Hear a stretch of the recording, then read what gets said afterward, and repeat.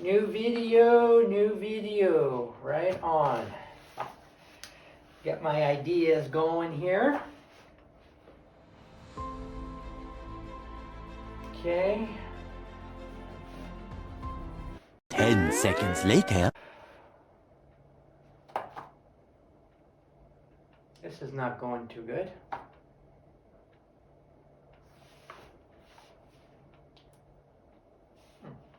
Five hours later.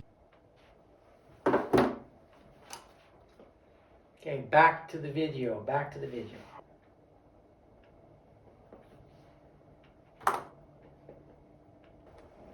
gig, 64 gig. How do you choose the right unified memory for your new MacBook Pro? Wow, tell me. Gotta put that down. Oh, I'm tired. 7 hours later. Mm.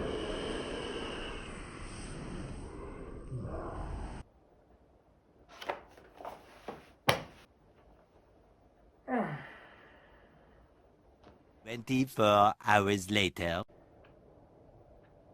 I'm never gonna get this done.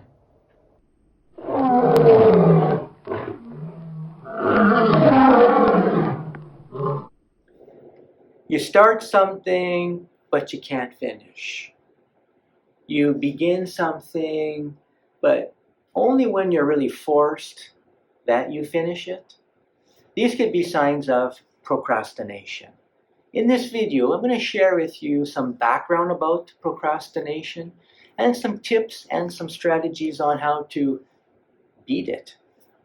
Dr. Ted here, and welcome back to the channel. And if you're a first-time viewer or first time to the channel, please subscribe. Procrastination, let's be honest, it's somewhat of a common thing for most people. But what happens when it becomes ongoing, right?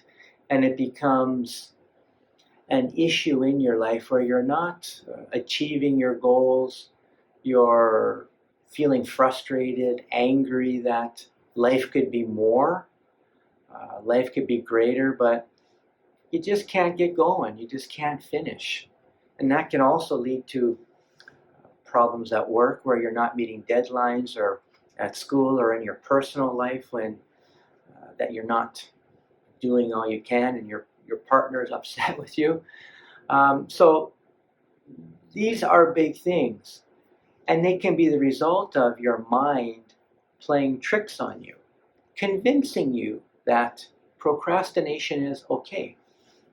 For example, you watch endless amounts of YouTube videos or hours of TV series, play games on the phone, take endless walks as a way to avoid stress that an upcoming project may be bringing to you, or some kind of things that you need to do. So you procrastinate. And your mind says, this is a good way, right? These are fun activities that you're engaging in, so they're not a bad thing to do. So engage in them. At the same time, you're not getting what you need to do done. Procrastination can be about unhelpful rules, unhelpful assumptions that you have about things.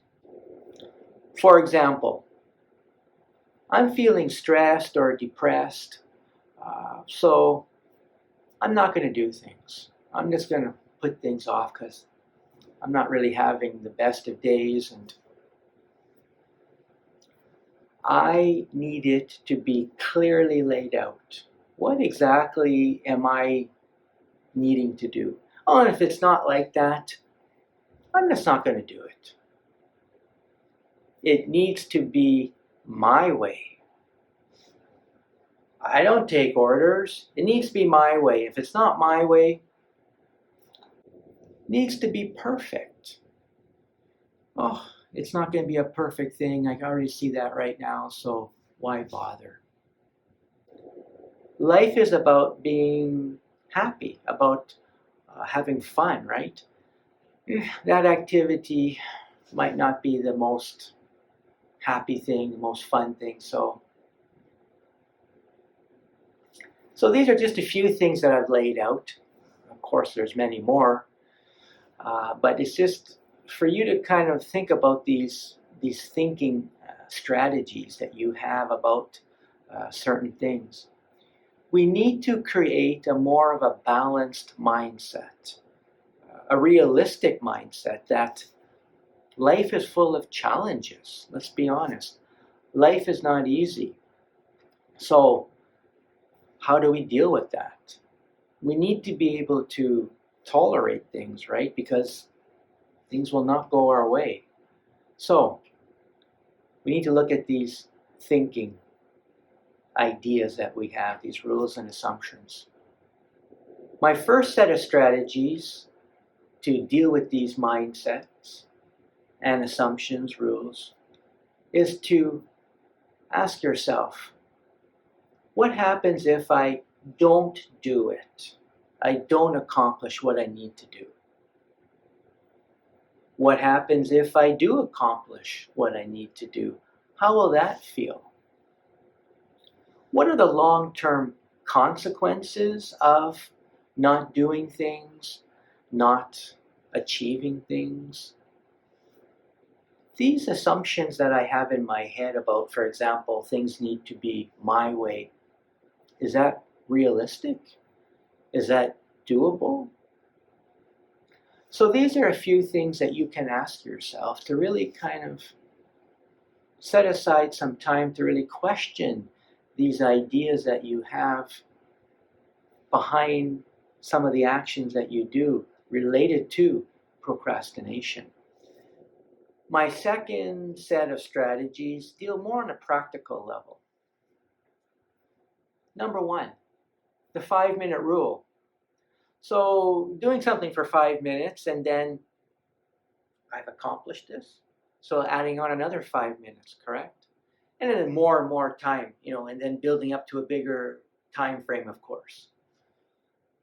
Number two, what time of the day is the best for you?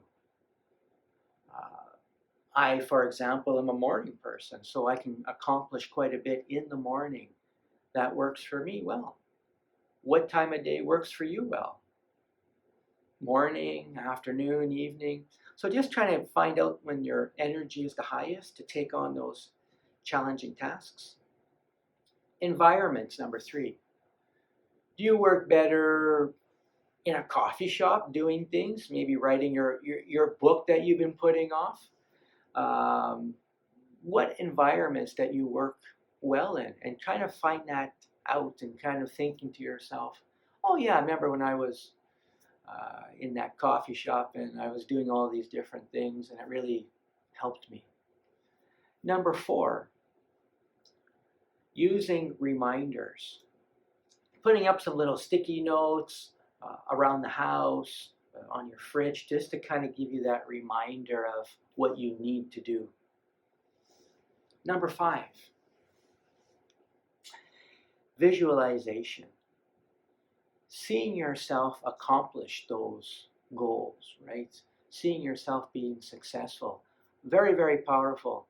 We need to kind of see that end product. And once we do, that can show us that things are possible.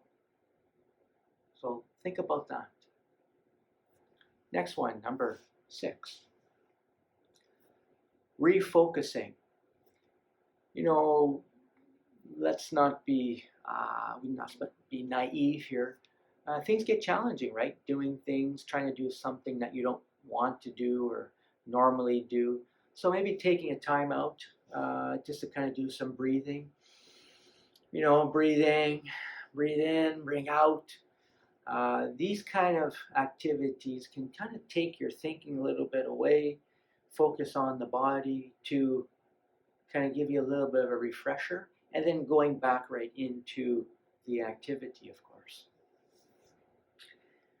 Now, lastly, rewards. When you achieve something, reward yourself. You could take yourself out for a dinner, again, maybe buy yourself something, share it with friends and family, what you've done, what you've achieved. That can be a great feeling, right? And it kind of tells your brain that when achievements are done, there's all this good feelings afterwards. So again, you're kind of training your mind here to look at things and think about things in a different way. So in conclusion, think of your procrastination as a negative cycle that you are in, with the thinking, for example, if it's not perfect, I'm not going to do it. Replacing that with, if it's not perfect, it still will be okay. It still will be good. The feeling of, I have stress, anxiety, maybe embarrassment if it's not perfect, to, I'll be okay. I'll still be happy. I'll still be feeling successful that I took it on. I accomplished something. And then the action of, well, if it's not perfect, I'll just watch some videos. I'll just kind of avoid. To, I'll do something for 5 minutes. I'll be successful. I can do, I have more time, and then after a while, wow, something that I couldn't do for 5 minutes, now I'm doing it for an hour or longer, of course. So, Dr. Ted wishing you good mental health wherever you are in the world, and we'll see you in the next video. Take care.